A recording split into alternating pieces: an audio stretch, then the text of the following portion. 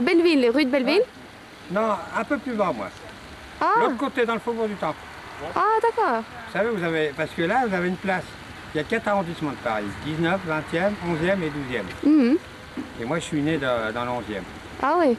Je suis parisien, moi. Vous avez Mais- joué avec elle quand elle était petite? Ah non, vous non, avez... je l'ai connue quand elle était célèbre. Ah, Ah oui, je l'ai pas D'accord. connue petite, non, non. Elle n'a pas vécu longtemps, en tout cas. ah, Ah non. Non, parce que quand elle a été trouvée, elle était abandonnée dans un couloir d'un immeuble. Abandonnée. ah, ah, oui. Oui, d'ailleurs, il n'y a que le nom de son père, mais pas de sa mère. Hmm. D'accord. Et vous voyez, celui qui est mort là, il a été puni, il l'a épousée pour son argent. Il est mort 8 jours après. Ah, Ouais, en accident de voiture. d'accord. Ah, oui. Son mari, oui, 8 jours. Mais il l'avait épousée pour la monnaie. Voilà. Ah oui. C'est toujours la monnaie. Hein? Parce qu'elle n'était pas belle, Edith Piaf.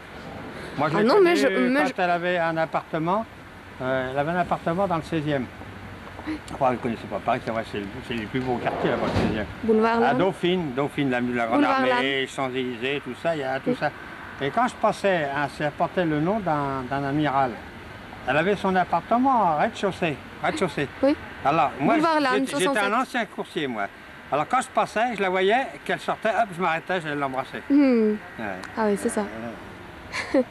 Bah oui. Donc, moi, je Moi, pense... je viens souvent, comme ça, quand je passe avec mon mobilette, ça me fait pas loin, je dois à la Nation. Alors, je laisse mon mobilette là et je viens toujours sous son caveau à chaque coup. Hmm. Ouais, ouais. Ah Vous oui. voyez le grand monument là-bas? Hmm. Vous voyez Oui, le grand le- monument? Vert? Ouais, là, le grand qui monte. Oui. C'est un monument des STO Mhm. qui ont été déportés. Comme moi, j'étais déporté. Mhm. Et ce qui est marrant, quand on est inauguré en 80, c'est affreux comme monument. Hein? Et je suis tombé sur la... Ils ont choisi la ville d'Oranienburg, qui était sur la banlieue de Berlin. Il y a eu 100 000 morts. Et que si j'étais resté à Oranienburg, peut-être sûrement j'aurais été tué. Parce que comme j'avais fait 2-3 évasions, j'étais reporté dans la Ruhr. La Ruhr, Bochum, Dortmund, quoi. C'est peut-être ça qui m'a sauvé la vie. Ah oui. Ah non, c'est marrant, on rigole. Mais c'est affreux comme machin. Mhm. Alors vous êtes danoise? Non, norvégienne. Norvégienne, bah, il fait pas chaud là-bas. Hein. C'est Ah pas... ouais. Il y a un climat qui est froid là-bas. Hein, Ah oui, dans mais le nord. aujourd'hui, il fait bien chaud, oui. Maintenant, il n'y a plus de saison. Il n'y a plus de saison. Il n'y a plus d'hiver, il n'y a plus de tout ça. Moi, je connais très bien Paris. Je connaissais très bien la rue de Paris parce que c'était mon métier de l'apprendre. J'étais coursier, moi.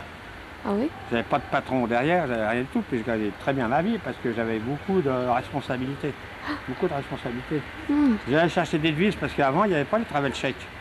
Et dans ma maison, ils voyageaient à travers le monde. Alors, on allait chercher du liquide, il n'y avait pas encore le travel check. Alors, j'avais même des billets de 1000 $. Alors, c'était ma responsabilité, ça m'amenait à un salaire élevé. Ah oui. Et je maniais des papiers, des grosses factures qui allaient en exportation, qui avaient des grandes valeurs. Forcément, on est payé selon la responsabilité qu'on a. Hein, Seulement quand j'ai même été porteur de journaux. Avant la guerre, j'étais un super, moi. J'ai commencé à 17 ans. Ah. J'ai travaillé à l'atelier à 16 ans, mais j'étais pas conçu pour l'atelier. Alors il y avait des mises à pied, hein. J'avais des mises à pied, ça veut dire que 8 jours, je n'allais pas venir travailler. Je ne pouvais pas rester sur place assis toute la journée. Moi, il me fallait un travail, comme j'ai choisi. Ah oui. Ah. Vous êtes tout seul ici à Paris? Tout seul, oui. Comme d'habitude. C'est pas prudent, hein. Ah non. Il y a des Parisiens qui ne sont pas. Après, les Parisiens ont beaucoup changé maintenant. Ah. C'est plus la même mentalité. Ah non. Maintenant, on est calfeutré par les classes ouvrières, beaucoup par d'Algériens, des Roumains, des Yougoslaves. On investit ici. Ah, ils ne sont pas dans les bons quartiers des Champs-Élysées. Hein. Ils ne sont pas dans les bons quartiers. Vous avez été là-bas, la Tour Eiffel? Ah oui, bien entendu, parce que... Moi, j'y ai mangé deux fois à la Tour Eiffel. Ah oui. Au premier. Il y a ça qui faut faire. Moi, j'ai visité sa tombe plusieurs fois et puis je... Il y a des belles choses à Paris à voir. Ah oui. Il y a des belles choses. Oui, de Belleville. Il y a le Louvre, surtout à aller voir. Le Louvre, ça fait pas loin, c'est un des beaux quartiers. Ah non, oui. C'est Mais près de j'ai la place de déjà la visité. Concorde. Ouais. Il y a le Louvre, il y a Notre-Dame, de Sacré-Cœur. Paris, Notre-Dame de Paris. Sacré-Cœur, c'est beau. Ah oui. Moi, j'ai mangé là-haut. Ah oui. Avant, il y avait un funiculaire qui montait. Mm. Un funiculaire. Ah oui, Je mais... crois qu'il y est toujours, le funiculaire. Ah si, si, si. Il y a encore. Oui, Hein. encore, Si oui. on peut y aller par l'escalier ou par le funiculaire. Vous avez une vue splendide de Paris, là. Mm. Hein, c'est splendide de voir. Sur le toit de Sacré-Cœur, il y a une vue splendide. Oui. Merveilleux. Ah, vous êtes venue toute seule comme ça? Ah oui. Mais indépendante ou pas avec comment on appelle ça, quand c'est un groupe qui s'en va? Ah non, indépendant, non, oui. Parce qu'un groupe, ça, on paye nettement moins cher. Hein. Ah. Mais toute seule, on Vous peut êtes venue faire par ce le que train, je veux. par l'avion? Par l'avion. Là. Par l'avion de Norvège, oui. Moi, je devais aller à Milan avec l'équipe de ballon. J'avais une porte bleue de l'avion. Vous savez, il n'y a rien à faire, c'est chouette. Et pourtant, j'ai fait un métier dangereux, moi, à travers les voitures. Je pouvais être tué du jour au lendemain. Il y a encore un gars, un cycliste qui a été tué, il y a eu un cycliste. Hein, c'est plus dangereux que l'avion. C'est l'appréhension, vous ne pouvez rien contre là-dessus. Vous ne pouvez rien. L'appréhension, vous l'avez en vous-même, on peut vous dire, oh, il n'y a aucun danger, il n'y a pas de tout ça. Remarquez, moi, j'ai pas beaucoup voyagé. Hein. Ce que j'ai voulu connaître, c'est toute la France. C'est joli, la France. Je pense que c'est mon pays. Moi, ce qui est très joli, c'est le centre de la France. Il y a l'Auvergne. Alors, vous avez la Savoie qui est en bordure de la Suisse. C'est splendide là-bas. Et puis moi, j'ai connu la Côte d'Azur à la grande époque. Ja, ja. Nå er jeg på vei mot Cocatrix.